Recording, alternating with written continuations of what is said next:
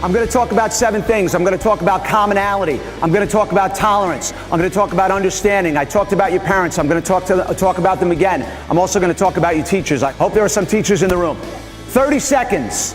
You have 30 seconds. Turn to the person next to you. Find one thing you have in common with them. 30 seconds. Go. Something you have in common with the girl next to you? You like what? Oh, the color purple is the movie or the color? You like that, huh? Mr. Flood's approach was very effective. The humor integrated throughout was very nice.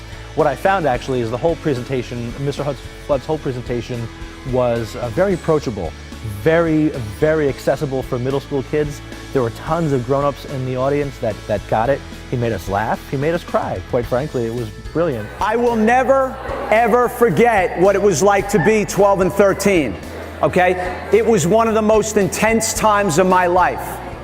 And it may be for you too. But the reason that time in my life was so intense is because my dad drank. A lot. Okay? And when I was 13 years old, my mom threw him out of the house. And I remember how angry I was that she threw him out of the house. Even though his drinking was horrendous, how much that affected me.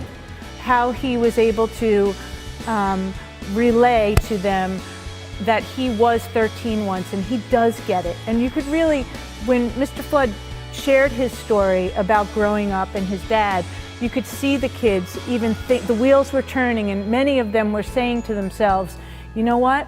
I have a situation at home that I deal with. Special needs kids, not just them, shy kids,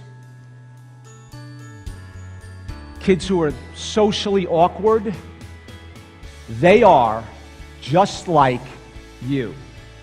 Not here, here. We need to remember first to make people good people, and not just good mathematicians or good historians, but people who care about one another and want to make the world a better place. And I definitely think this presentation is a big step towards that. You're not your reputation. You're not your reputation. Guys, when I leave here, I'm going to have 240 reputations. Some of you think I was funny. Some of you think I had a long face. Some of you think I had a nice watch. Some of you won't like my shoes. Some of you think I talk too long. Some of you think I talk too short. Nobody will think I talk too short, right? But I'm not coming to your houses tonight and knocking on the door and saying, hey, did you like me? Did you think I was good? Did I do a good job? I mean, would you think I was funny? I don't care any about that. I don't care about that, okay? I care about my character. Your character is what you do when no one's watching. Okay, you're not your reputation. You guys like being challenged?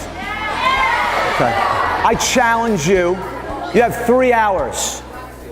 You have to do this today. Can't do it tomorrow, you're on vacation. Can't do it next week, you're not here. Can't do it when you come back because you'll forget. I challenge all of you to go to one of your teachers today and you tell them, you know what? I really appreciate everything that you do for me and all the kids here at school. And I just want to say thank you. What I really liked was that he had the kids excited and laughing and having a good time. They didn't even realize they were learning. But then he brought us to a really special place. Toward the end, everything tied together. That, for me, will forever be the greatest story on forgiveness and love and understanding that I could ever learn or hope to pass on to anybody else.